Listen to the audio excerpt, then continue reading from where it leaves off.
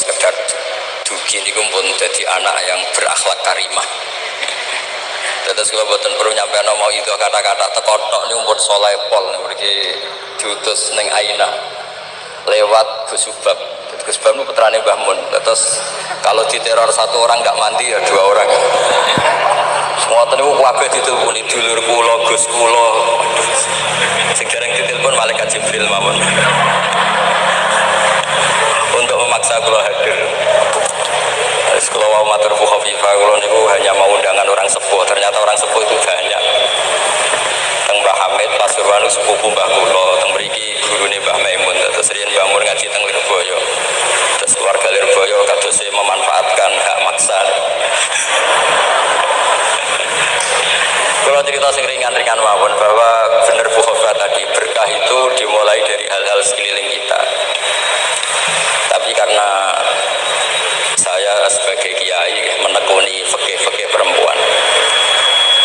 Dulu itu ada bahsul masail begini Bu Khofifah, agak bahsul masail itu agak benar tapi ya benar. Gimana hukumnya polisi dari perempuan atau gimana hukumnya wanita jadi polisi. Nah ini Bu, Neng Aina nggak usah bahsul masail, langsung eksekusi, langsung meraktekkan. Itu hampir semua musyawirin bilang haram karena polisi itu wilayah lelaki karena nangani penjahat, nangani kriminal.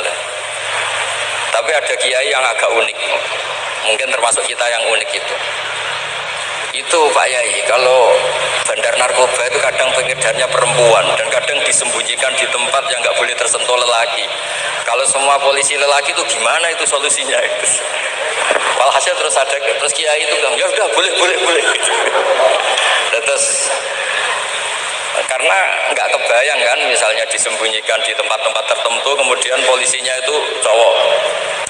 Semenjak itu terus ada maklum kalau polisi itu dari perempuan. Saya tidak tahu Arisalah ngirimkan yang diterima di Akpol itu berdasar fikih itu apa enggak, tidak tahu. Tahu yang jelas itu ada fikihnya juga. Jadi makanya mendengar itu penting, karena barokahnya mendengar itu kita menjadi tahu cara pandang orang lain.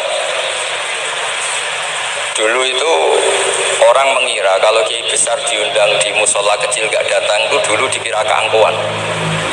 Tapi semenjak ada sudut pandang, terus niki sekaligus hormat nama Arisalah. Arisalah itu nama kitab Imam Syafi'i paling terkenal. Jadi beliau itu diminta menulis kaidah usul fikih untuk kajian fikih. Yang meminta namanya Abdurrahman bin Mahdi.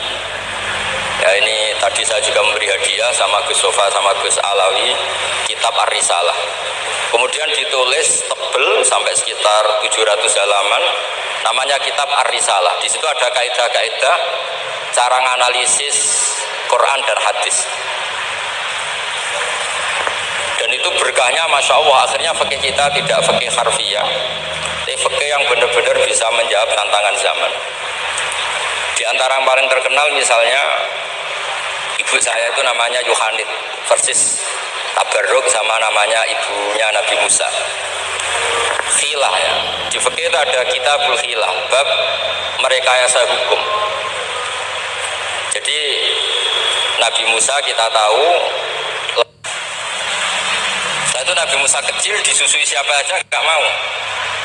Ini cerita kecerdasan perempuan zaman itu sudah cerdas. Jadi sebelum sekolah Arisalah juga ada yang cerdas. Ini ibu Nabi Sinten Musa. Itu cerdas sekali. Dia minta saudaranya supaya meneliti ini larungan Nabi Musa sampai mana. Singkat cerita ngerti kalau itu ditemu Firaun. Ketika cari perempuan yang menyusui, tidak ada yang mau Nabi Musa. Wa harramna alaihil maradid, semuanya menolak. Singkat cerita, saudaranya ini bilang, hal adulluka ala ahli baiti yakfulunahu lakum. Ini saya tunjukkan keluarga yang mungkin susuannya pas dengan Nabi Musa, dengan Musa kecil. Lalu pengawal-pengawal Fir'aun itu curiga, loh kok tahu? Sebab itu untuk menghilangkan curiga, dia bilang, tapi mintanya bayaran itu tinggi.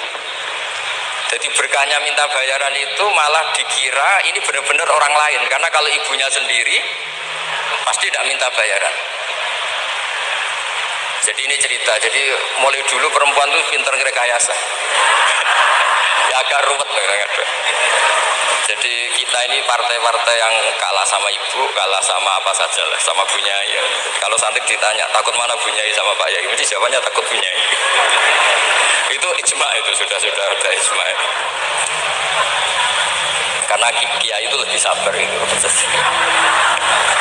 Kalau kata Bunyai enggak, kiai itu lebih pelupa. Jadi kalau ada masalah lebih gampang lupa. Akhirnya karena bayar itu terus tidak curiga. Gak curiga kalau itu ibu aslinya Nabi Musa. Akhirnya ibunya Nabi Musa dapat dua nikmat. Dia ketemu putranya, sekaligus dapat uang dari Fir'aun. Jadi Quran kalau mencontohkan perempuan itu luar biasa. Ada lagi contoh Asia. Perempuan itu memang misteri. Ada yang istrinya Fir'aun jadi wanita hebat, yaitu Asia. Ada yang harusnya solihah kelas papan atas karena istrinya Nabi Nuh, malah enggak. Sehingga pola-pola fikih perempuan, saya ulang lagi, pola-pola fikih perempuan itu Imam Syafi'i ngarang. Itu kalau sudah tentang perempuan itu ya pusing. Jadi ternyata pusing itu kalau ditarik ke atas. Itu dulu Rasulullah itu menghadapi Aisyah sama Fatimah itu ya pusing. Itu kalau Halah datang, Halah itu saudaranya Khadijah. Itu kalau datang itu betapa hormatnya Rasulullah. Makasih kamu datang mengingatkan pada Sayyidah Khadijah, pada Khadijah ini. Itu Sayyidah Aisyah cemburu.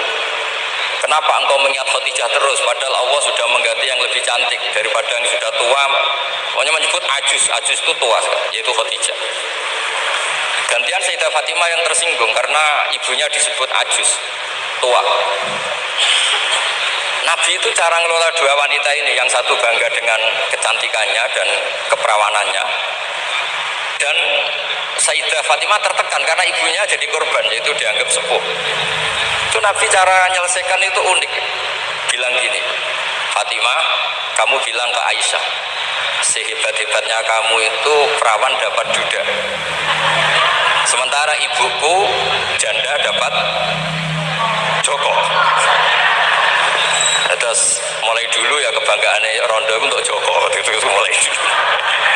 Tapi ini cerita, jadi ngelola perempuan itu ribet. Jadi kalau terlalu ke Aisyah, Sayyidah Fatimah cemburu. Kalau terlalu ke Sayyidah Khadijah, Sayyidah Aisyah cemburu. Jadi ya nggak ada solusinya memang. Jadi kalau kiai ngaji fikul mar'ah itu, fikul nisa itu nggak ada selesainya. Kata Nabi, khuliqat min dilain a'wad, didesain dari iga yang bengkok. Indahab tatuqimuhu kasartah, kalau kamu memaksa lurus patah, kalau kamu biarkan tetap bengkok. Ya kalau jalan harus bengkok ya biar bengkok aja, tidak usah dipaksa lurus.